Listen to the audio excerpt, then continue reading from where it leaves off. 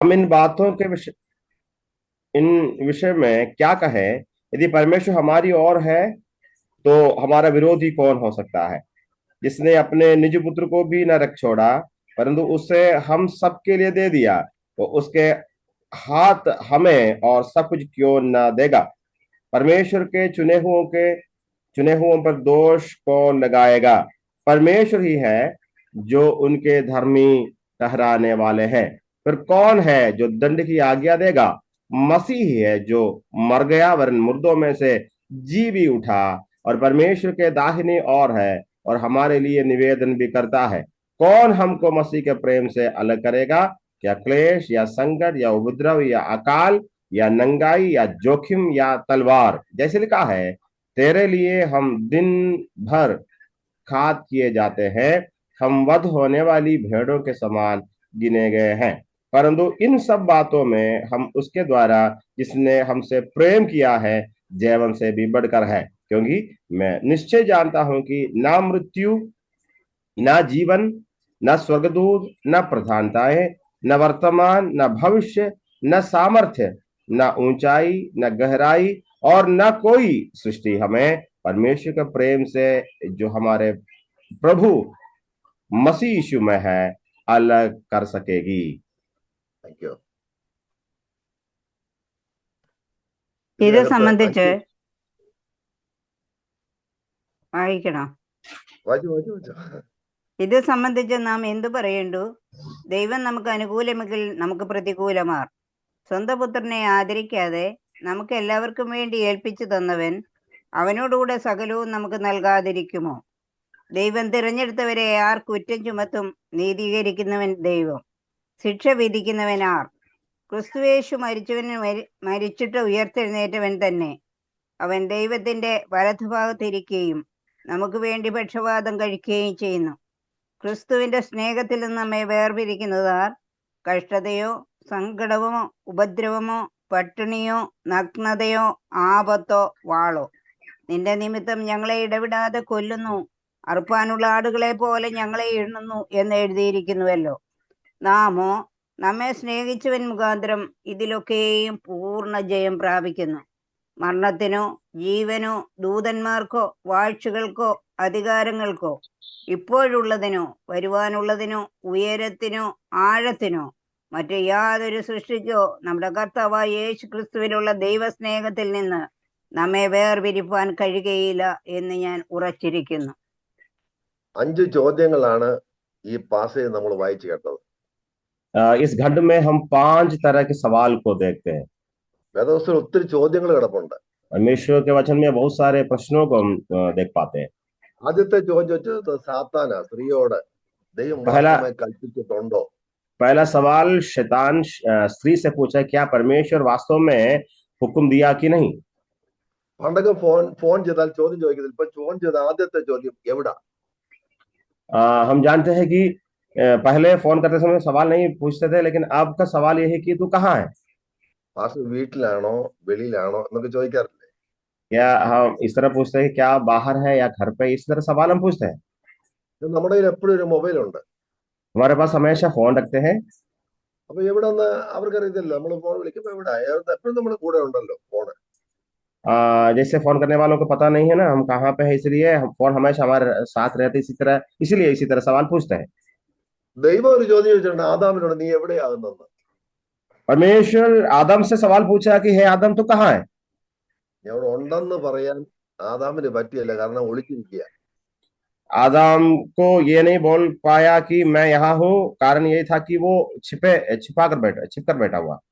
ഒരിക്കൽ ഇയ്യോബിനോട് ദൈവം അറ്റൻഷനായിട്ട് നിൽക്കാൻ പറഞ്ഞു. जो एक बार अयूब से इस प्रकार प्रभु ने कहा कि सीधे खड़े हो जाओ। ഞാൻ കുറെ ചോദ്യങ്ങൾ ചോദിക്കുമ്പോ ഉത്തരം പറയണം. मैं कुछ सवाल पूछने जा रहा हूँ तो उत्तर देना।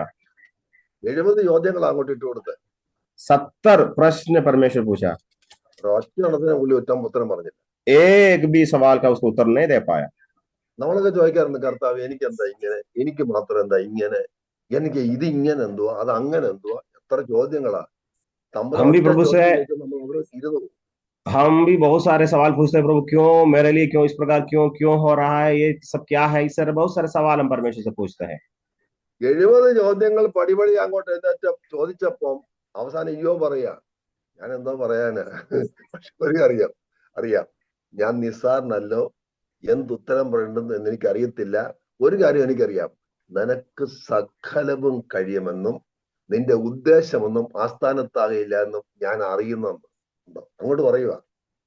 बहुत सारे सवाल एक साथ परमेश्वर 17 सवाल पूछा, किसी भी एक भी प्रश्न का उत्तर नहीं दे पाए। आखिरी में अयुब इस प्रकार कहते हैं, प्रभु तू सब कुछ जानता है, आमेन, तू मेरी सारी बातों को पहचानने वाला परमेश्वर है।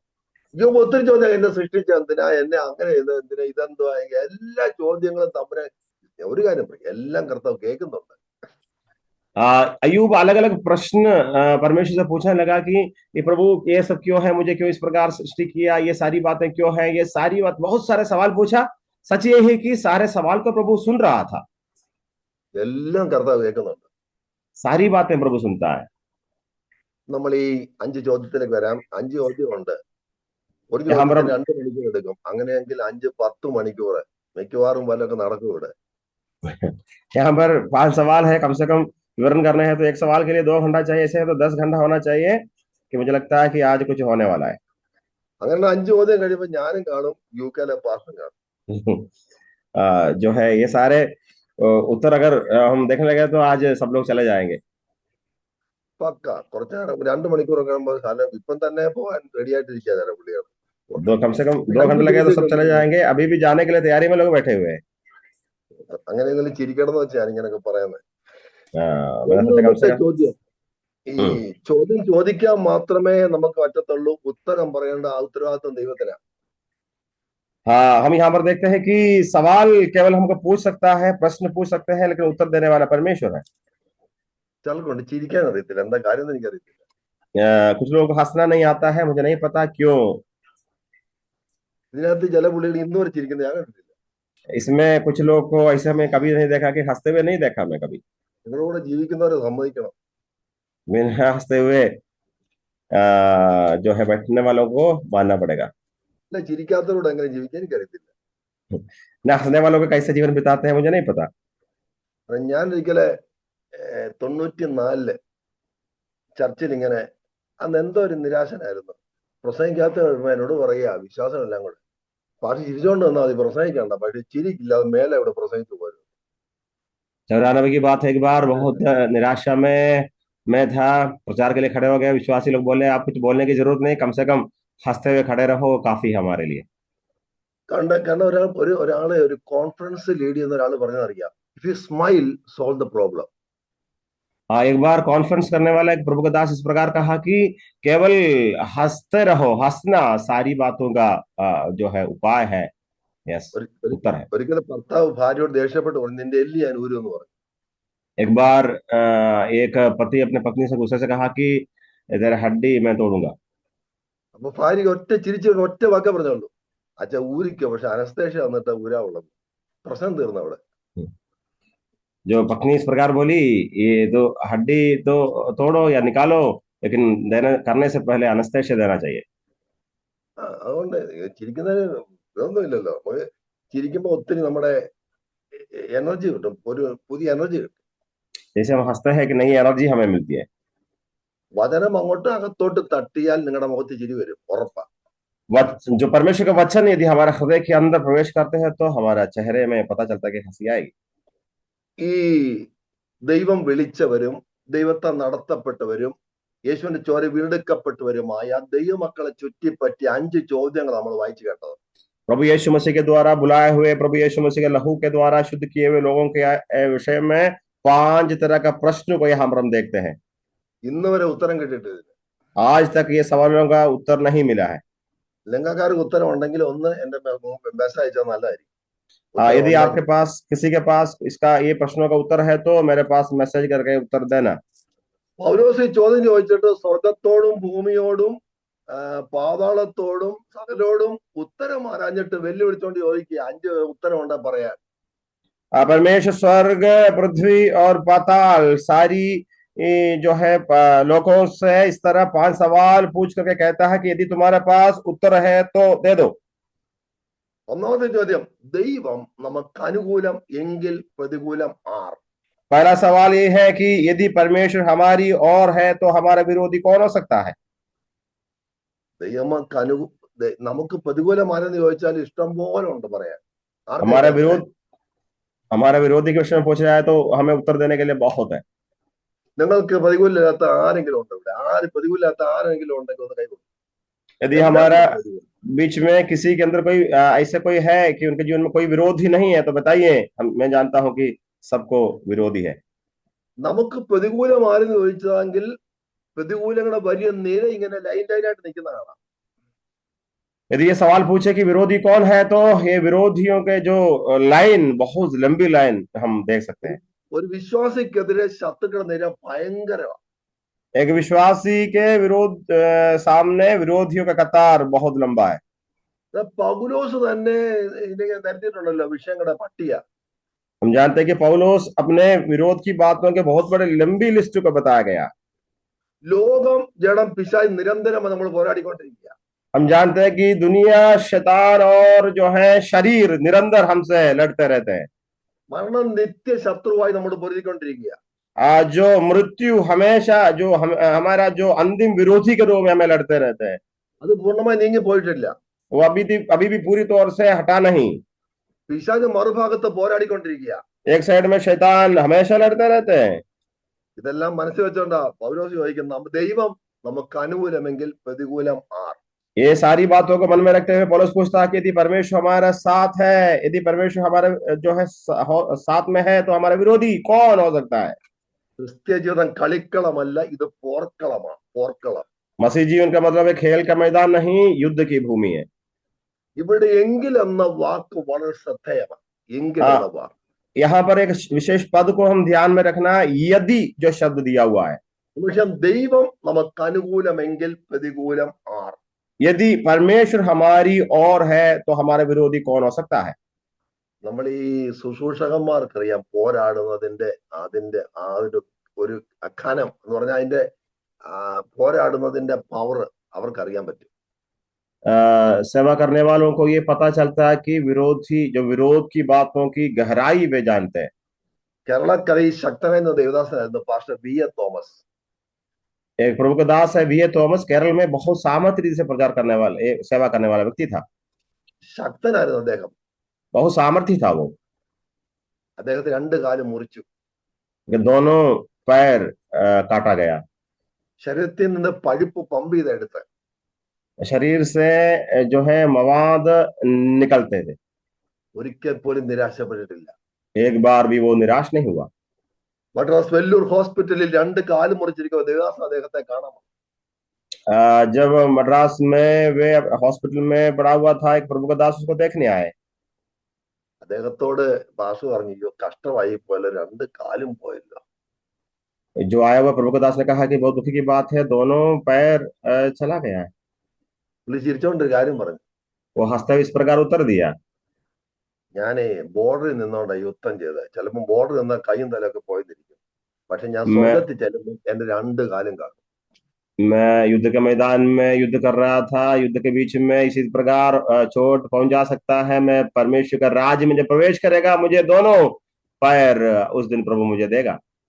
നിങ്ങൾ യുദ്ധത്തിന്റെ പോർക്കളത്തിന്റെ ഫ്രണ്ട് നിരയിൽ നിന്ന് നോക്കി ശരിക്കും അറ്റാക്ക് ഉണ്ടാവും. हम इस बात को याद रखना, जब लड़ाई के मैदान के आगे खड़े रह करके कम से कम देखिए तो वहां आपको बहुत विरोधियों को सामना करना पड़ेगा. നമ്മൾ പുറകിൽ നിന്ന് വെച്ചാലും വലിയ പ്രശ്നമൊന്നും ഉണ്ടാകത്തില്ല, ഇങ്ങനെ തൊട്ടും കാടി അങ്ങ് പോയാൽ മതി. പക്ഷെ നീ മുൻനിരയിലെത്തുമ്പോൾ പ്രതീക്ഷിച്ചോണം, എവിടുന്ന് വരുന്ന എപ്പം വരുമെന്ന് അറിയത്തില്ല, പക്ഷെ റെഡിയായിട്ട് നിന്നോണം, സർവായുധങ്ങൾ ധരിച്ചോണ്ട് നിന്നോണം, ശരിക്കും നിന്നോണം. അല്ലെങ്കിൽ ചിലപ്പം അവിടുന്ന് ബോംബൊക്കെ വരും, കൈയും കാലും ഒക്കെ പോയതിരിക്കും. പക്ഷെ അവിടെ ചെല്ലുമ്പോൾ പ്രതിഫലം ഉറപ്പാ.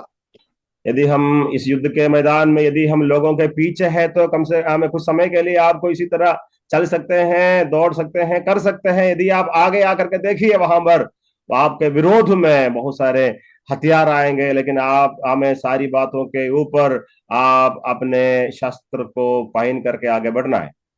ഇസ്രായേൽ ചരിത്രം നമ്മൾ ശ്രദ്ധിച്ച് പഠിച്ചാൽ ദൈവം തന്റെ ജനത്തിന് വേണ്ടി ജനത്തിന് കൊടുന്ന പടപുതിയ സംഭവങ്ങൾ ഒത്തിരി നമുക്ക് കാണാൻ കഴിയും. इसराइल जन का, जो परमेश्वर के जन के इतिहास को जब हम सीखते हैं, परमेश्वर उनके लिए युद्ध किया हुआ बहुत सारे अनुभव को हमें देख सकते हैं। ചെങ്കടൽ ഒരു വലിയ പ്രശ്നമായിരുന്നു. लाल समुंदर एक बहुत बड़ी समस्या थी। അനുകൂലമായിരുന്നത് കൊണ്ട് ചെങ്കടൽ അവർ മുമ്പ് രണ്ടായി അങ്ങ് പിരിഞ്ഞു. जब परमेश्वर उनके साथ रहा तो जो लाल समुंदर दो टुकड़ा हो गया। കണ്ടോ, ദൈവം അനുകൂലമായിരുന്നോണ്ട് രണ്ടായിട്ട് അങ്ങ് പിരിഞ്ഞു പോയി. परमेश्वर उनके साथ होने के कारण जो समुंदर दो भाग हो गया। ഇതൊക്കെ മനസ്സിലുണ്ടോ? പൗലോസ് പറയുന്നത് ദൈവം അനുകൂലമെങ്കിൽ പ്രതികൂലം ആര്? ये सारी बातें मन में रखते हुए पौलुस पूछता है कि यदि परमेश्वर हमारी ओर है तो विरोधी कौन हो सकता है। നമുക്ക് ഉറപ്പോടെ പറയും, എന്റെ ദൈവം എനിക്ക് അനുകൂലമായിരിക്കുന്ന കൊണ്ട് എനിക്കൊന്നും ഭയപ്പെടാനില്ല. എനിക്ക് ആര് പ്രതികൂലമായി വരട്ടെ, എന്തും വരട്ടെ, പ്രശ്നം വരട്ടെ, ശാപം വരട്ടെ, പക്ഷെ എന്റെ കർത്താവ് എനിക്ക് അനുകൂലമാണ്. आज सुबह हियाव बांध करके बोले, यदि परमेश्वर मेरे हो और है तो चाहे जितने बड़ी परेशानी एक के पीछे आ जाए, परमेश्वर और है मेरे साथ, इसलिए मुझे कुछ भी नहीं होगा। എതിരാളിയുടെ പവറോ ഗോലിയാത്തിന്റെ ശിരസിലുള്ള താമ്രമോ ഗോലിയാത്തിന്റെ പവറൊന്നും ഭാരപ്പെടേണ്ട. ദൈവം അനുകൂലമാണ് മാത്രം നോക്കിയാൽ മതി. जो है विरोधी के जो आकार दे करके या गोलियात के सिर पर जो टॉप है उनके जो है सारी बातों को देख करके बिल्कुल घबराना नहीं, परमेश्वर की ओर देखना। ഇതിന് പാടുണ്ട് ഇംഗ്ലീഷിൽ, when we stand in the name of Jesus, tell me who can stand before. हम अंग्रेजी में इसे लगाते हैं, यदि परमेश्वर हमारे साथ है तो कौन मेरे विरोधी हो सकता है। ദൈവം അനുകൂലത മാത്രം നോക്കിയാൽ മതി, ബാക്കിയൊന്നും നോക്കണ്ട. केवल इसी बात के ऊपर ध्यान देना, यदि परमेश्वर हमारे और है या नहीं। ഗോലിയാത്തിന്റെ ശരീരത്തെ സ്കെയിൽ വെച്ചൊന്നും അളക്കാൻ പോകണ്ട, ദൈവത്തിന്റെ പവർ നോക്കിയാൽ മതി. गोलियात के शरीर के ऊंचाई लंबाई को नापने के लिए न जाना, परमेश्वर आपके साथ है या नहीं ये देखना बस। ഈ ഇസ്രാമക്കളുണ്ടല്ലേ, 3 പിള്ളേര്, ശദ്രക്ക് മേശക്ക് അബേദ്നഗോ, ഇവരെ തീയിലിടാൻ പദ്ധതിയിട്ട്, തീയിൽക്കത്തിടാൻ. इसराइलियों के बीच में से 3 जो जवानों को, शद्रक मेशक अबेदनगो के विषय में हम देखते हैं कि उनको आग में डालने का निर्णय लिया गया। രാജാവിന്റെ മുമ്പിൽ കൊണ്ടുവന്നു. राजा के सामने उनको लेके आए। രാജാവ് പറഞ്ഞത്, ഒരു ചാൻസ് കൂടെ തരികയാണ്, മ്യൂസിക് ഇടുമ്പം വീണണം, അല്ലെങ്കിൽ നിങ്ങളുടെ തല പോക്കാം. राजा एक अवसर और दिया, जो फिर से एक बार सब बाजा बजाएंगे, हमें यदि तुम दंडवत करोगे तो बच जाएगा, नहीं है तो तुम्हारा कहानी खत्म। തീച്ചൂള 7 മടങ്ങ് കൂട്ടി. जो है आग की जो है भट्टी 7 गुना बढ़ा दिया। 60 മുഴം നീളമുള്ള ഒരു വിഗ്രഹം ഇങ്ങനെ നിൽക്കുക. 60 जो है हाथ लंबा एक मूर्ति वहां पर खड़ी थी। രാജാവ് കോപം കൊണ്ട് നിൽക്കുക. जो क्रोधित राजा सामने खड़े थे, ഒരു രാജ്യം കൂടി എതിരായിട്ട് നിൽക്കുക. एक पूरा राष्ट्र उनके विरोध में खड़े थे। ഇവര് വിഗ്രഹത്തെ നോക്കി, ये मूर्ति की ओर देख रहे थे, തീച്ചൂളെ നോക്കി, आग की भट्टी की ओर देखें, രാജാവിനെ നോക്കി, राजा की ओर देखें, ദൈവത്തെ നോക്കി. परमेश्वर की ओर भी देखें। ദൈവം കണ്ടോന്നറിയോ? തല സ്വർഗത്തിലും കാല് ഭൂമിയിലും. എന്തോ പവറാണ്. वे इसी प्रकार देखा कि जो है सिर स्वर्ग में और पैर धरती में, क्या ही सामर्थी। 7 മടങ്ങ് തീച്ചൂള കത്തന പവറിനെക്കാട്ടി 7 ഇരട്ടി ഇവിടെ അകത്ത് ആത്മാവിന്റെ തീയം കത്തി. जो है 7 गुना भट्टी की आग को बढ़ा दिया था, इससे अधिक ज्यादा इनके अंदर आत्मा की आग जलने लगी। അപ്പൊ അവർക്കൊരു പറഞ്ഞ, ഈ ദൈവം അനുകൂലമാണെങ്കിൽ ഇതൊന്നും വിഷയമല്ല, ഈ രാജാവും വിഷയമല്ല, തീയും വിഷയമല്ല, ദൈവം നമുക്ക് അനുകൂലം. ഞാൻ ഞങ്ങൾ കൈമാറി. ഇന്ന് നിങ്ങൾ നേരിടുന്ന പ്രയാസങ്ങളാകട്ടെ, പ്രതിസന്ധിയാകട്ടെ, കഷ്ടതയാകട്ടെ, നിന്ന അപമാനമാകട്ടെ, പോരാകട്ടെ, ഭാരപ്പെടേണ്ട. ദൈവം അനുകൂലമെങ്കിൽ ഇതൊന്നും നിന്നെ തൊടത്തില്ല. इस बात को याद रखना, आज मैं इस बात को आपके सामने गंभीरता से बोलना चाहता हूं, चाहे कष्ट आ जाए, प्रश्न आ जाए, निराशा आ जाए, यदि परमेश्वर आपकी ओर है तो एक किसी भी तरह की बात आपको छू नहीं सकेगी। കരുതി കർത്താവിന് സ്തോത്രം പറയാ, എന്റെ കർത്താവ് എനിക്ക് അനുകൂലമാണെങ്കിൽ എനിക്കൊന്നും വിഷയമല്ല. ये सारी बातों को याद करके प्रभु को धन्यवाद करें। यदि परमेश्वर हमारी ओर है तो ये सारी बातें मेरे लिए कुछ भी नहीं। കഴിഞ്ഞ ദിവസം കുറച്ചു നാള് മുമ്പ് ഇന്ത്യക്കകത്തുനിന്ന് തന്നെ ഒരാൾ എനിക്ക് ഫോൺ ചെയ്ത് പ്രശ്നങ്ങളുടെ നീണ്ട പട്ടിക എന്നെ പഠിച്ചു കേൾപ്പിച്ചു.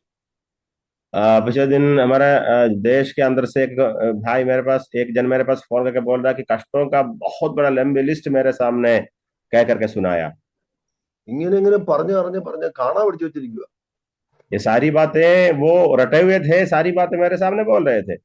അടുത്ത ദിവസം അടുത്ത് വരും. ഇങ്ങനെ പുള്ളി എഴുതി എഴുതി ഇങ്ങനെ എഴുതി ഇങ്ങോട്ടുണ്ട് എന്നോട് പറയാൻ. हाँ, ये मेरे पास मेरे से बोलने के लिए लंबी लिस्ट को तैयार करके वो बैठे थे। ഇങ്ങനെ ലിസ്റ്റ് കൈയും വെച്ചോണ്ടിരിക്കുക, ये लिस्ट अपने हाथ में रख करके वो बैठे थे, എന്നിട്ട് കരഞ്ഞോണ്ട് ഇരിക്കുക. वो रोते हुए रहते थे।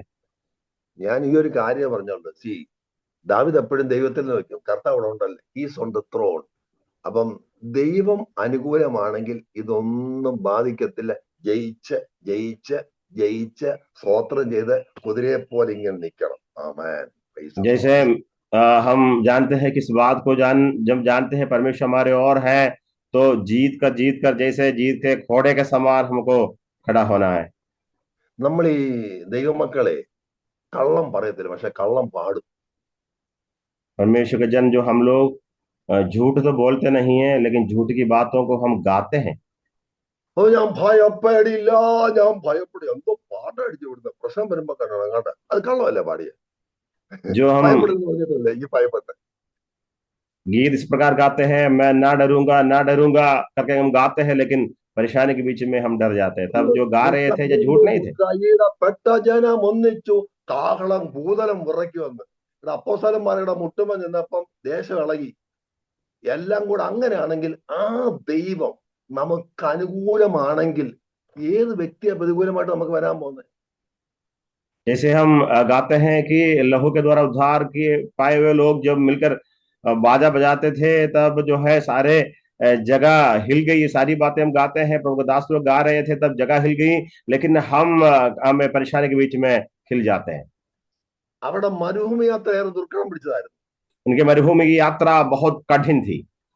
ആഹാരത്തിന് ബുദ്ധിമുട്ടുണ്ടായിരുന്നു. भोजन के लिए भोजन उनके पास कम था। എവിടുന്നാ ഗോതമ്പ് മേടിച്ചേ? कहाँ से वे गेहूं खरीदे? എവിടുന്ന അരി? कहाँ से चावल मिले? എവിടുന്നായിരുന്നു മാർക്കറ്റ്? कहाँ से वे सामान खरीदे? ദൈവമല്ല അവർ നടത്തിയത്. परमेश्वर ही उनको चलाया। ദൈവം അനുകൂലമായിരുന്നോണ്ട് ശാപ്പാടിനും ബുദ്ധിമുട്ടില്ലായിരുന്നു, परमेश्वर साथ में होने के कारण खाने की कमी नहीं थी उनके पास, വെള്ളത്തിനും ബുദ്ധിമുട്ടില്ലായിരുന്നു. पानी की भी कमी नहीं। ഇങ്ങനെ പാട്ടുണ്ട്, ഭക്ഷണം കുറയുമ്പോൾ തക്ഷണം മന്നതരും മന്നാതി മന്നനവൻ മരുയാത്രയിൽ കൂടെയുണ്ട്. ദാഹം പെരുകിടുമ്പോൾ പാറയെ പിളർന്നവൻ ദാഹം ശമിപ്പിച്ചിടും യാകുന്ന ശക്തനവൻ. ഈ ദൈവം അനുകൂലമാണെങ്കിൽ നമ്മൾ ഇതിനാ തളരുന്നത്, ഭാരപ്പെടുന്നത്? इस प्रकार गीत है, सहेलियों को परमेश्वर मरुभूमि में चलाया, खाना पीना रहने की सुविधा सब कुछ दिया हुआ परमेश्वर का धन्यवाद करते हुए। जब इसी तरह हम बातों को समझते हैं, फिर हम क्यों डरते हैं? അപ്പം എനിക്ക് തോന്നുന്നു പലരുടെ മുഖങ്ങൾ ദൈവം പ്രതികൂലമായിട്ട് അങ്ങ് നിൽക്കാന്ന് തോന്നുന്നു. कभी कभी हमको ऐसा लगता है कि जो है परमेश्वर हमारे विरोध में खड़े हैं। ഞാന് ജീപ്പയുടെ എല്ലാരും ഒരു പെപ്സി കുടിച്ചോണ്ടിരിക്കും രാവിലെ. സ്വത്രം सॉरी भाषा। പോട്ടെ. അപ്പം അങ്ങനെ ദൈവം ഇവരെ മാറായ മധുരമാക്കി പാറയപ്പെടുന്നവരെ കുടിപ്പിച്ച് കാടപ്പക്ഷികളെ വരുത്തി ഇറച്ചു കൊടുത്ത് 40 വർഷത്തെ യാത്രക്കിടയിൽ ദൈവം അനുകൂലമായി അവരെ നടത്തി. ആമേൻ. इसराइलियों के इतिहास को जब हम पढ़ते हैं, पिछले 40 वर्ष परमेश्वर उनको खिलाया पिलाया, अद्भुत बातों के रीति से उनको प्रभु आगे लेके आया। परमेश्वर ही उनको चला करके लेके आया। ഇവിടെ അവൻ അവരെ നടത്തി, അവൻ അവരെ നടത്തി. हम इस प्रकार पढ़ते हैं कि वो जन को चलाया, जनों को चलाया। ഈ ദൈവം എന്നും വന്നേക്കും എന്റെ കർത്താവാകുന്നു, അവൻ നമ്മെ ജീവപര്യന്തം പണി നടത്തും. ये परमेश्वर हमेशा हमारा प्रभु है, वो जिंदगी भर जीवन भर हमें चलाएगा। ആരാ നടത്തുന്നത്? നമ്മളെ വിളിച്ചവരെ, നമ്മുടെ സംഘടനയാണ് നടത്തുന്നത്. ചുമ്മാ कौन हमें चलाता है? क्या हमें बुलाने वाला कोई इंसान या कोई हमारा संस्था? कभी नहीं, हो ही नहीं सकता। നമുക്കൊരു വീക്ക്നെസ് വരുമ്പം എല്ലാം നമ്മളെ ഉപേക്ഷിക്കും. हमारे जीवन में कोई कमजोरी आती है, सब लोग हमें छोड़ देते हैं। ഞങ്ങളുടെ ഈ ഒരു ചർച്ചില് ഒരു ദൈവദാസൻ, അദ്ദേഹത്തിന് ആക്സിഡന്റ് ഉണ്ടായി കിടപ്പായി പോയി. हमारे कलीसिया में हमारी संस्था में एक पास्टर को एक्सीडेंट हुआ, वो कमजोर हो गया था। അവിടുത്തെ മൂപ്പൻ സെക്രട്ടറി പറയുക, ഈ നടുവയ്യാത്ത ഉപദേശം എന്താ കാണിക്കാനാ, ഈ പുള്ളി നമുക്ക് പറഞ്ഞു വിട്ടേ. कलीसिया का प्राचीन इस प्रकार बोलने लगा कि ये इसी प्रकार जो पड़ा हुआ पास्टर हमारे लिए क्यों इसको वापस भेजे। നിന്റെ ആരോഗ്യം കയറുമ്പോ തള്ളുന്ന ലോകമാണ് ഈ ലോകം. तुम्हारे शरीर की स्थिति कमजोर जब हो जाते हैं तब तुम्हें इनकार करने वाला है इस दुनिया। ഉറപ്പുണ്ടായിരിക്കണം എന്നും എന്റെ ദൈവം എനിക്ക് അനുകൂലം. इस बात के ऊपर आपको भरोसा होना है कि मेरा परमेश्वर हमेरा हमेशा मेरा परमेश्वर है। സാഹചര്യം പ്രതികൂലമാകാം, വ്യക്തികൾ പ്രതികൂലമാകാം, വിഷയങ്ങൾ പ്രതികൂലമാകാം, നമുക്കെതിരെ പ്രശ്നങ്ങൾ വരാം, പലരും ശത്രുക്കളായെന്ന് വരാം. പക്ഷെ ഒറ്റ ഉറപ്പം, എന്റെ കർത്താവ് എനിക്ക് അനുകൂലമാണോ, ഇതൊന്നും ഭാരപ്പെടണം. माहौल विपरीत में हो सकते हैं, परिस्थिति हमें इनकार कर सकते हैं, सारी बातें विरोध में हो सकते हैं, लेकिन इस बात को आज सुबह याद रखना, हमारा परमेश्वर कभी भी हमारा विरोधी नहीं हो सकता। നമുക്ക് യാത്ര ഇപ്പൊ 31 രാജാക്കന്മാര് അതിനെ പൊരുതിയ 31 രാജാക്കന്മാര്, നാട്ടുരാജാക്കന്മാര്. इसराइल के मरुभूमि यात्रा में हम पढ़ते हैं 31 विरोधी राजा उनके विरोध में युद्ध लड़े।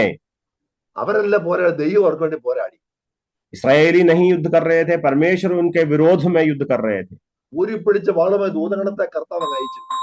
हम जानते हैं कि नंगी तलवार लेकर के परमेश्वर अपने प्रजा को चलाया। വ്യക്തിപരമായ ദൈവ സാന്നിധ്യവും ശക്തിയും അവരെ ജയിപ്പിച്ചത്. हम जानते हैं कि परमेश्वर की उपस्थिति और परमेश्वर की भरपूरी उनको चला रहा था। അവര് വാഗ്ദത്ത ദേശത്ത് എത്തിയപ്പോൾ മന്ന നിന്നുപോയി. हम जानते हैं कि वायदा के भूमि में जब प्रवेश किया, मन्ना जो परमेश्वर का भोजन बंद हो गया। പക്ഷെ ദൈവത്തിന് കരുതലിന് കുറവ് വന്നില്ല. लेकिन परमेश्वर उनको संभालने वाला परमेश्वर के हाथों में कोई कमी नहीं आई। സാഹചര്യങ്ങൾ എതിരായെന്ന് വരാം, चाहे परिस्थिति विरोध में हो जाए, വ്യക്തികൾ പ്രതികൂലമായെന്ന് വരാം, आपके साथ रहने वाले लोग विरोध भी हो सकते हैं।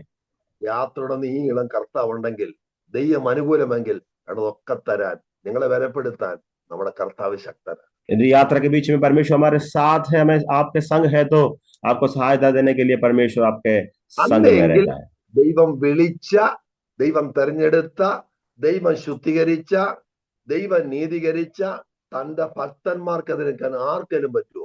परमेश्वर बुलाया हुआ, परमेश्वर शुद्ध किया हुआ, परमेश्वर अपने लिए नियुक्त किया हुआ जो है लोग जो है प्रभु के जनों के विरोध में कौन खड़े हो सकते हैं?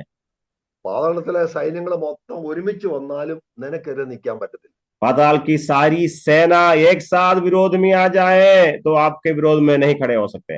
ദൈവം നമുക്കായി ജീവിക്കുന്നു. परमेश्वर हमारे लिए जीवित है। എന്റെ പാറയാകുന്ന യഹോവ വാഴ്ത്തപ്പെട്ടവൻ. वो मेरा चट्टान जो परमेश्वर, आप धन्य है।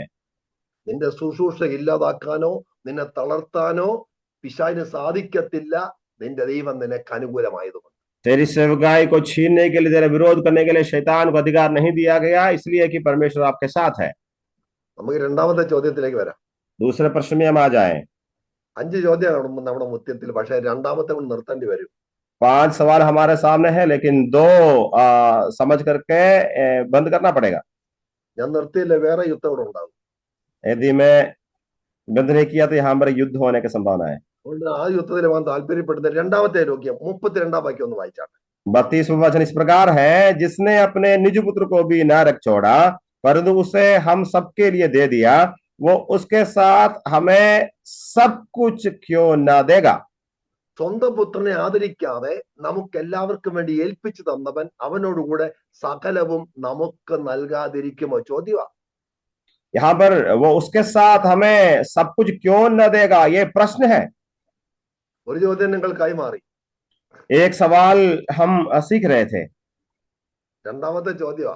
दूसरा प्रश्न यही है, ദൈവം കൃപാലുവായി നമുക്ക് നൽകാതിരിക്കുമെന്ന് അല്ല പൗലോസിന്റെ ചോദ്യം.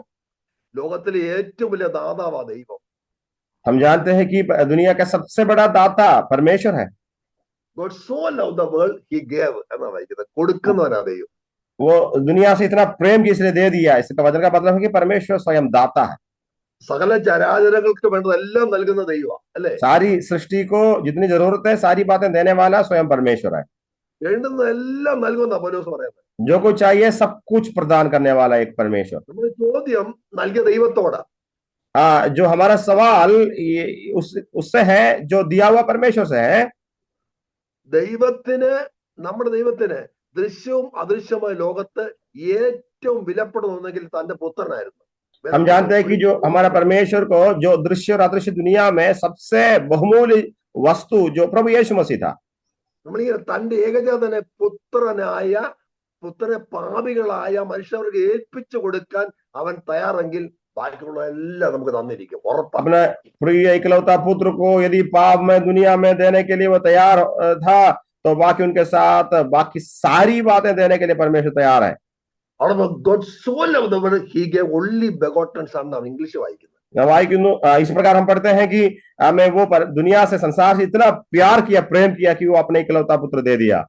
അതൊക്കെ രണ്ടാം ലോക മഹായുദ്ധ കാലത്തെ ഭയങ്കര ക്ഷാമം ഉണ്ടായി.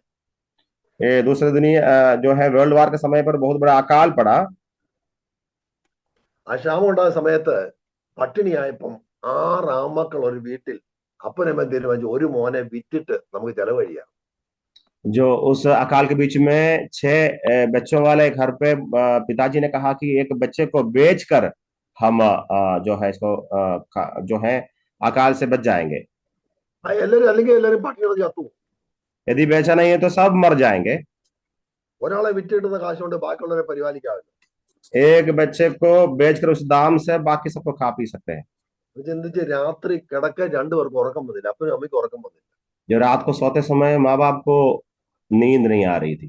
ആരും മൂത്ത മോനെ വിൽക്കാൻ ഞാൻ സമ്മതിക്കത്തില്ല. एक जन कहा कि बड़े बेटे को बेचना संभव नहीं, കാരണം അവനെ എന്റെ अപ്പനെ പോലെ ഇരിക്കുന്നത്. कारण यह है कि वो अपने पिता के समान है। അപ്പം രണ്ടാമത്തെ വിൽക്കാൻ ഞാൻ സമ്മതിക്കത്തില്ല. पिताजी ने कहा कि दूसरे को बेचने में नहीं दूंगा, അവൻ എന്റെ अപ്പനെ പോലെ ഇരിക്കുന്നത്. वो मेरे पिताजी के जैसे रहता है। ഒരിക്കലും പറഞ്ഞ 6 വിൽക്കാൻ തയ്യാറല്ല. मतलब बोल बोल करके ये 6 बच्चों छठों सबको बेचना वो पसंद नहीं करते। ചുരുക്കത്തിൽ 6 ഒരു മക്കളെ പോലും വിൽക്കാൻ തയ്യാറാകാത്തതെങ്കിൽ തന്റെ ഏകജാതനെ പുത്രനെ അല്ലേ നമുക്ക് കർത്താവ് ഏൽപ്പിച്ചു തന്നെ. इसी प्रकार एक माँ बाप अपने किसी बच्चों को बेचना नहीं चाह रहे हैं, उसी तरह जब बातों को जब हम समझते हैं, हमारा प्रिय परमेश्वर अपने इकलौते पुत्र को हमारे खातिर दे दिया। അപ്പൊ അവര് ചിന്തിച്ചതേ അതിനെക്കാട്ടും നല്ല പട്ടി മതി ചത്താലും നമ്മുടെ മക്കളെ വിൽക്കണ്ട. वे इस प्रकार सोच रहे थे, यदि ये अकाल के मध्य में यदि मरना भी पड़े, हम अपने बच्चों को बेच नहीं सकते। സർവശക്തനായ ദൈവം ഏകജായ പുത്രനെ നമുക്ക് ഏൽപ്പിച്ചെന്നെങ്കിൽ അവനോടുകൂടെ സകലവും നൽകാതിരിക്കുമോ ചോദ്യമാണ്. हमें यहाँ प्रश्न है कि परमेश्वर अपने इकलौता पुत्र को यदि हमारे खातिर दे दिया तो उसके साथ हमें सब कुछ क्यों ना देगा। यहाँ पर प्रश्न है। മരണത്തിൽ ഏൽപ്പിച്ചത് സ്ഥാനമോകിയ പീലാത്തോസ് അല്ല, ഈ യൂദാ ഇസ്കരിയോത്തല്ല, ദൈവം അവനെ നമുക്കായി ഏൽപ്പിച്ച് തരികയാ ചെയ്തത്. हाँ, हम इस बात को याद रखना कि यीशु मसीह को मृत्यु के लिए जो यीशु मसीह को दिया वो ना पिलातोस है ना विरोधी है, स्वयं परमेश्वर हमारे खातिर दे दिया। ആ ക്രൂശിലേക്ക് ഒന്ന് കണ്ണുകത്തി നോക്കിക്കേ. क्रूस की ओर आप आंख उठा करके देखिए। ഏൽപ്പിച്ച് തന്നവൻ അവനോടുകൂടെ സകലവും നൽകാതിരിക്കുമോ? ഉത്തരവുണ്ടോ അതിന്? पुत्र को यदि हमारे लिए दे दिया, क्या उसके साथ हमें क्यों सब कुछ क्यों न देगा? क्या ये प्रश्न का उत्तर है? ആദ്യത്തെ ചോദ്യം, ദൈവം നമുക്ക് അനുകൂലമെങ്കിൽ പ്രതികൂലം ആര്? पहला सवाल यही था कि यदि परमेश्वर हमारे और है तो हमारे विरोधी कौन हो सकता है? പഠിച്ചിരിക്കാൻ പറ്റത്തില്ല. यस, इस बात को जरूर हम समझे। എനിക്ക് ദാവീദ് പറയാ, ദൈവം എഴുതിക്കുന്നു, ശത്രുക്കൾ ചതറുന്നു. दाऊद इस प्रकार कहा, जब परमेश्वर खड़े होते हैं शत्रु तितर बितर होते हैं। അതറിയണമെങ്കിൽ നമ്മുടെ ഈ എസ്തേറിന്റെ പുസ്തകത്തിലോട്ട് നോക്കിയാൽ മതി. एस्तेर किताब को जब हम पढ़ते हैं, इस बात को हमको जल्दी से समझ में आएगा। ഇന്ന ദേശത്ത് കൊല്ലാൻ ഡേറ്റ് ഫിക്സ് ചെയ്തു. वहां पे जो है यहूदियों को मारने के लिए दिन को निर्धारित किया। ഹാമാൻ അങ്ങോട്ട് കാശ് കൊടുത്തു. हामान जो है पैसा दे करके बातों को निर्णय किया। ഇന്ത്യൻ മണി കണക്കൂട്ടി 72 കോടി അങ്ങോട്ട് കൊടുത്ത്. यदि हम भारतीय पैसे के अनुसार देखा जाए तो 72 करोड़ रुपया दे दिया। നിങ്ങൾക്കറിയാവോ, അന്ന കാലത്തെ ഒരു നിയമമുണ്ട്, 127 സംസ്ഥാനങ്ങൾ ഭരിച്ചിരുന്ന രാജാവിന്റെ ഒരു സീല് കൊടുത്താൽ ആർക്കും അതിന് മാറ്റം വരുത്താൻ പറ്റില്ല. 127 देश के ऊपर शासन करने वाला राजा अपने मोहर लगाए तो किसी को उस नियम को हटा नहीं सकता। എസ്തേർ പറഞ്ഞു ഒരു രക്ഷയില്ല, കാരണം എല്ലാം കൂട്ടിയിരിക്കുക. एस्तेर ने कहा कि अभी कोई उम्मीद नहीं, सारी बातें बंद हो गई है। മൊർദെഖായിക്ക് വലിയ പവറും ഇല്ല. मोर्देखाई को ज्यादा अधिकार भी नहीं है। അവിടെ ചത്തുവെന്ന് ഉറപ്പാ. मरना तय है। മൊർദെഖായി പതുക്കെ കണ്ണ് സ്വർഗത്തിലേക്ക് ഉയർത്തി. मोर्देकाई तब अपनी आंखें स्वर्ग की ओर उठाई। ദൈവം മൊർദെഖായിയെ നോക്കി. परमेश्वर मोर्देकाई को देखा। ആ പ്രതിസന്ധിയിൽ മുഖാമുഖമായി അവര് കണ്ടു. वो प्रतिकूल स्थिति में आपस आमने सामने वे देख रहे थे।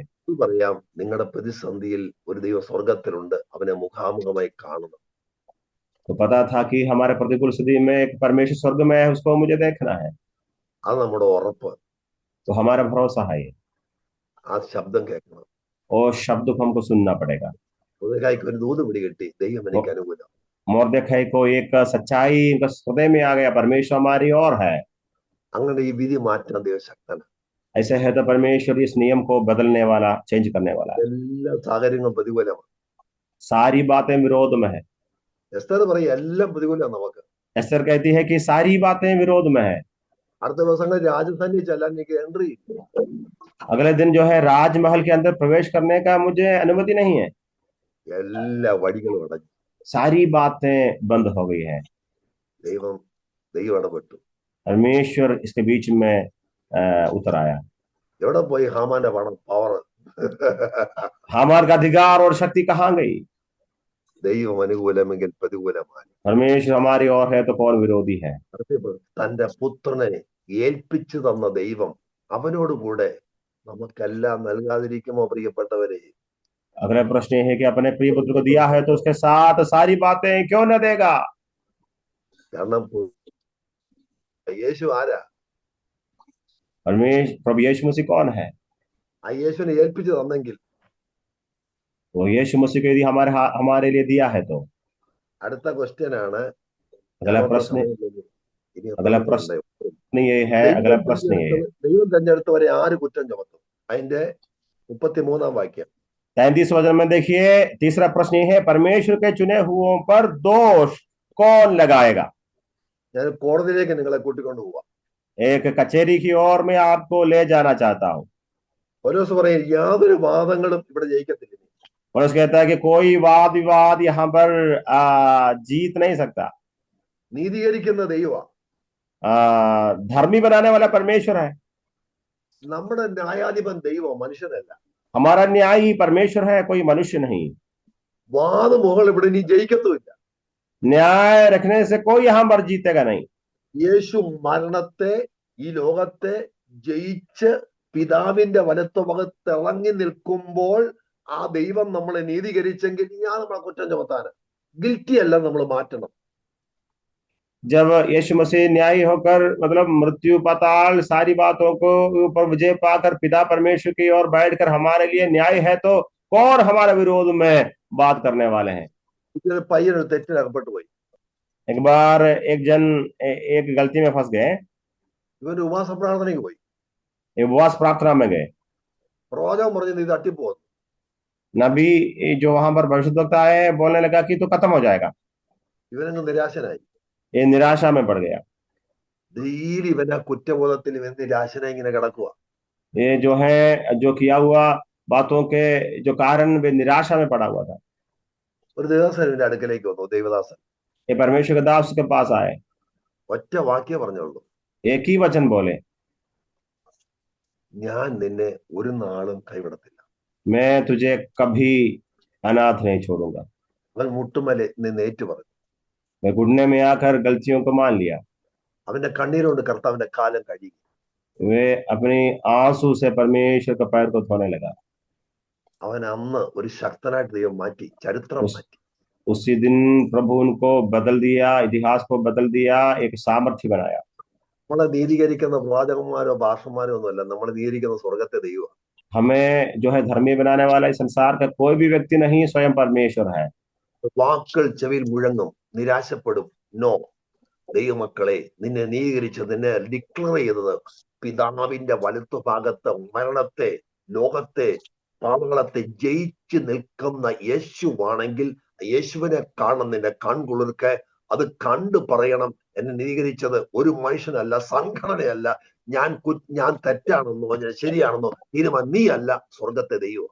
जानते हैं संसार हमारे विषय में बहुत सारे दोषारोपण करेंगे, लेकिन एक बात सच है, पाप, दुनिया और सारी मृत्यु के ऊपर विजय पाए हुआ प्रभु यीशु मसीह जो स्वर्ग में बैठे हुए, वो हमें जो है धर्मी बनाए तो कौन हमें न्याय करने वाले हैं। അടുത്ത ചോദ്യമാണ്, ഇമ്പോർട്ടന്റ് ചോദ്യമാ. ക്രിസ്തുയേശുവിന്റെ സ്നേഹത്തിനെ വേർതിരിക്കുന്നത് ആര്? 35-ാമത്തെ വാക്യം. आगे जो सवाल ये है 35 में हम देखते हैं, कौन हमको मसीह के प्रेम से अलग करेगा। ദൈവസ്നേഹത്തെ നാർ വേർപിരിക്കുമെന്ന് ചോദിച്ചിട്ട് ഉത്തരത്തിനുണ്ട് ഇങ്ങനെ ചുറ്റുപാടും നോക്കി. ये प्रश्न पूछने के बाद उत्तर के लिए बहुत इधर उधर प्रभु के दास देख रहे थे। സാധ്യതയുള്ള 7 കാര്യങ്ങൾ അവിടെ എഴുതി വെച്ചിട്ടുണ്ട്. वहां पे उत्तर मिलने वाला जो है 7 बार को यहाँ पर हम देख सकते, 7 बात को देख सकते हैं। 1 കഷ്ടത, 2 क्लेश, സങ്കടം, संकट, ഉപദ്രവം, उपद्रव, अकाल, नंगाई, जोखिम, तलवार। ഇത്രയും കാര്യങ്ങളാണ് ഇന്ന് വേർപെടുത്തിക്കൊണ്ടിരിക്കുന്നത്. ये जो 7 बात को जब हम देखते हैं, सारी बातें परमेश्वर से लोगों को अलग करते रहते हैं। ഇതെല്ലാം പൗലോസിന്റെ ജീവിതത്തിൽ ഉണ്ടായിരുന്നു.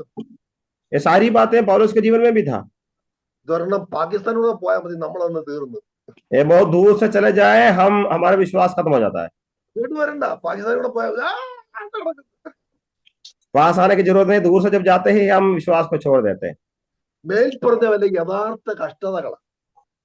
जो यहाँ पर हम देखते हैं, ये सच में जो है बहुत सारी कठिन बातें हैं। റോമിലെ വിശ്വാസം അനുഭവിച്ച കാര്യമായി പറയുന്നത്. ये रोम के विश्वासी लोग ये सारी बातों को सह रहे थे। അപ്പൊ അവിടെ 35 വരെ 40 വരെ വാക്യങ്ങളിൽ നമ്മൾ ചെയ്തു നോക്കിയാൽ നമ്മൾ ആരും തന്നെ ഇത്ര ദുഃഖമോ കണ്ണമോ ഒരിക്കലും അനുഭവിച്ചിട്ടുമില്ല. ये वचन को अच्छे से पढ़ते हैं, हमको पता है कि ये कष्टों के बीच में, हमारे बीच में, हमसे कोई भी इसी तरह बातों में अभी तक नहीं गए हैं। 28-ാം വാക്യത്തിൽ ഒരു കാര്യമുണ്ട്. ഒരു നാം അറിയുന്നെന്ന്, നാം അറിയുന്നു. കണ്ടോ? 28 का वचन में हम देखते हैं कि 28 वचन में इस प्रकार पौलुस कहते हैं कि हम जानते हैं। മലയാളത്തിൽ ഒന്ന് വായിച്ചാട്ടെ ആരെങ്കിലും, അപ്പൊ ഒന്ന് ഉറപ്പിക്കാൻ വേണ്ടിയാ. 28. ആ എന്നെ ദൈവത്തെ സ്നേഹിക്കുന്നവർക്ക് നിർണയപ്രകാരം വിളിക്കപ്പെട്ടവർക്ക് തന്നെ സകലവും നന്മയ്ക്കായി കൂടി വ്യാപരിക്കുന്നു എന്ന് നാം അറിയുന്നു. നമുക്കറിയാം കാര്യങ്ങൾ, എനിക്കറിയാം, നമുക്ക് ഉറപ്പുണ്ട്. हम जानते हैं, मैं जानता हूं, हमें पूरी तौर से इसमें भरोसा है। അത്യുച്ച കൊള്ളിക്ക് പൗലോസ് പറഞ്ഞു, ഞാൻ ഉറച്ചിരിക്കുന്നെന്ന്. കണ്ടോ? ഉറച്ചിരിക്കുക. पौलुस कहता है कि मैं इस बात को जानता हूं। വ്യക്തി നിർണയത്തോടു കൂടിയ പൗലോസ് പറയുന്നത്, അവസാനിപ്പിക്കുന്നത് ഞാൻ ഉറച്ചിരിക്കുന്നു. അങ്ങനല്ലേ ഭാഗം? അങ്ങനല്ലേ? പക്ഷേ ഉറച്ചിരിക്കുന്നു അങ്ങനല്ലേ? ഹിന്ദിയിൽ എങ്ങനെ? हम जान 28 है ना? അല്ല 28 അല്ല, 35 വാക്യം. ओ सॉरी 35। हम कौन हमको मसीह के प्रेम से अलग करेगा? क्या क्लेश या उपद्रव या अकाल या नंगाई या जोखिम या तलवार। അടുത്ത വാക്യം ഉറച്ചിരിക്കുന്ന ഒരു വാക്കുണ്ട് അവിടെ. जैसे लिखा है कि तेरे लिए हम दिन भर खात किए जाते हैं, हम वध होने वाली भेड़ों के समान गिने गए हैं, परंतु इन सब बातों में हम उसके द्वारा जिसने हमको प्रेम किया है 39-ാമത്തെ വാക്യം. 39. 39-ാമത്തെ വാക്യം. ഉയരത്തിനോ ആഴത്തിനോ മറ്റു യാതൊരു സൃഷ്ടിക്കോ നമ്മുടെ കർത്താവായ യേശുക്രിസ്തുവിലുള്ള ദൈവ സ്നേഹത്തിൽ നിന്ന് നമ്മെ വേർപിരിപ്പാൻ കഴിയുകയില്ല എന്ന് ഞാൻ ഉറച്ചിരിക്കുന്നു. അറിയുന്നതിന്റെ സൂപ്പർലേറ്റീവ് ഡിഗ്രിയാ ഉറച്ചിരിക്കുന്നത്. यहाँ पर लिखा है कि 38 वचन में, क्योंकि मैं निश्चय जानता हूं। വ്യക്തിപരമായി നാം അറിയുന്നു, നമുക്കറിയാതെ അറിയുന്ന വിഷയ. हम सभी लोग व्यक्तिगत तौर से जानते हैं. എന്നിട്ട് പറയാ, മരണത്തിനോ ജീവനോ ദൂതന്മാർക്കോ അധികാരങ്ങൾക്കോ ഇപ്പോൾ ഉള്ളതിനോ വരുവാനുള്ളതിനോ ഉയരത്തിനോ ആഴത്തിനോ യാതൊരു സൃഷ്ടിക്കോ ഈ സ്നേഹത്തിൽ നിന്ന് മാറ്റാൻ സാധ്യമല്ല. और उसे कहता है कि मैं निश्चय जानता हूं कि मृत्यु, न जीवन, न स्वर्गदूत, न प्रधानताएं, न वर्तमान, न भविष्य, न सामर्थ्य, न ऊंचाई, न गहराई और न कोई सृष्टि हमें परमेश्वर के प्रेम से जो हमारे प्रभु यीशु मसीह में है अलग कर सकेगी. പട്ടിണിയോ ഇന്ന് പരിഹാസമോ ക്രിസ്തുവിൻ സ്നേഹത്തിൽ ഇന്നെ മാറ്റാൻ പറ്റത്തില്ല. അത്ര ഉറപ്പാ. किसी तरह की कोई भी परेशानी, न नंगाई, न उपद्रव, किसी भी बात हमें प्रभु के प्रेम से हमें न अलग कर सकेगी, ये मैं निश्चय जानता हूं. നമ്മൾ കർത്താവിനെ സ്നേഹിക്കുന്ന സ്നേഹമല്ല, കർത്താവ് നമ്മെ സ്നേഹിച്ച സ്നേഹമായത്. हम परमेश्वर से प्रेम की हुई बात नहीं, परमेश्वर हमसे प्रेम की हुई बातों को यहाँ पर बताया गया. പിടിച്ചിരിക്കുക സ്നേഹത്തിൽ. हम उस प्रेम में मजबूत रहना है। പൗലോസ് പറഞ്ഞു, ഞാൻ ഉറച്ചിരിക്കുന്നെന്ന്. मैं निश्चय जानता हूं, पौलुस कहता है, കഷ്ടത എന്നെ അകത്ത് ബാധിക്കത്തില്ല, ഈ ബന്ധത്തെ ബാധിക്കത്തില്ല. ये जो कष्ट जो है इस रिश्ते को अलग नहीं कर सकता है। തീക്കകത്ത് കൂടെ നടക്കുന്ന ഒരു യേശു നമുക്കുണ്ടല്ലോ. आग के बीच में चलने वाला प्रभु हमारे साथ है। ഞാൻ ഒരിക്കലെ ഈ 2006 എന്റെ കൂടെയുള്ള ദേവദാസന്റെ ഒരു ദർശനം ഞാൻ കണ്ടു. അദ്ദേഹം തീക്കകത്ത് കർത്താവിന്റെ കൂടെ അങ്ങ് നിൽക്കുക. एक बार 2006 की बात है, मेरे साथ एक प्रभु का दास, उसके विषय में मैंने एक दर्शन देखा, वो आग के बीच में खड़ा था। അന്ന് ഞാൻ ലീഡർഷിപ്പിലല്ല, ഞാനൊരു സാധാരണ പാസ്റ്ററാണ്. അപ്പൊ എന്റെ കൂടെ ദേവദാസനെ ഞാൻ ഇദ്ദേഹത്തെ പറ്റി എന്റെ ദർശനം എന്നെ കാണിച്ചു. ഞാൻ ചിന്തിച്ചു, उस समय में जो अगुवाई की सेवकाई में नहीं था, एक कलीसिया का पासबान था। उस समय मेरे साथ सेवा करने वाले प्रभु के दास के विषय में मैंने दर्शन देखा। തീക്കകത്ത് ഇദ്ദേഹം കർത്താവിന്റെ കൈ പിടിച്ചുകൊണ്ട് നിൽക്കുക. आग के बीच में वो प्रभु का दास प्रभु यीशु मसीह हाथ को पकड़े हुए खड़ा था। ഇദ്ദേഹം കർത്താവിന്റെ കൈ പിടിച്ചില്ല, കർത്താവ് ഇദ്ദേഹത്തിന്റെ കൈ മുറുക്കി അങ്ങ് പിടിച്ചിരിക്കുക. प्रभु यीशु मसीह उस भाई का, प्रभु का दास के हाथ को मजबूती के साथ पकड़ा हुआ था। ഈ ദർശനം ഞാൻ അദ്ദേഹത്തോട് പറഞ്ഞു. ये दर्शन में उस भाई से बताया। ഒരു മാസം ഭീകരമായ രോഗത്തിലൂടെ അദ്ദേഹം കടന്നുപോയി. एक महीने के बाद एक कठिन बीमारी के बीच में से प्रभु का दास को जाना पड़ा। തനിക്കെതിരായി. सभी लोग उनके विरोध में आया, പക്ഷേ കർത്താവിന്റെ കൈ പിടിച്ചുകൊണ്ട് ആ സ്നേഹത്തിൽ ഉറച്ചത് കൊണ്ട് അടുത്ത 2-3 മാസം കഴിയുമ്പോൾ ശക്തനായ ശുശ്രൂഷയ്ക്കായി ദൈവം ഒരുക്കി തന്നെ മാറ്റി. जो है कठिन बातों के बीच में चल रहा था, लेकिन कुछ महीने के बाद जब प्रभु यीशु मसीह के हाथ में थामने के कारण कष्टों को पार होकर के सामर्थ्य दीदी से वो वापस सबकाई में आया। പ്രയാസന്മാരെ നമ്മൾ അനുഭവിക്കുന്ന കർത്താവിന്റെ സ്നേഹമുണ്ട് കേട്ടോ. याद रखना, हमें प्रेम करने वाला प्रभु यीशु मसीह हमारे साथ है। പ്രാർത്ഥന പറയുമ്പോൾ മുട്ടുമടക്കം സ്നേഹം ഇങ്ങനെ ഇറ്റിറ്റ് നമ്മുടെ മേലോട്ട് അങ്ങ് വീഴും. അത് പാഷന്മാർക്ക് ലഭിക്കുന്ന ഒരു പദവിയാണ്. जब प्रार्थना का रूम में हम प्रार्थना कमरे में जब हम प्रार्थना करते, परमेश्वर का प्रेम हमारे ऊपर बहुत तेजी से बहता है। ये प्रभु का दास लोग इस बात को समझते हैं। ഇങ്ങനെ 5 ചോദ്യങ്ങളും കൈമാറി വേദപുസ്തകത്തിൽ നിന്ന്.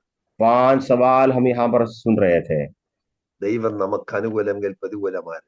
परमेश्वर हमारे विरोधी है तो परमेश्वर हमारे साथ है तो हमारे विरोधी कौन हो सकते हैं? നമ്മളെ ആരും വിധിക്കാൻ ദൈവം അനുവദിക്കത്തില്ല. हमें न्याय करने के लिए किसी के हाथ में प्रभु दिया हुआ नहीं। ഒന്നും യേശുവിന്റെ സ്നേഹം നമ്മളെ മാറ്റാൻ പറ്റത്തില്ല. किसी भी चीज प्रभु यीशु मसीह के प्रेम से हमें अलग नहीं कर सकते। നമ്മുടെ ജീവിതത്തെ ഒന്ന് സമർപ്പിക്കുക.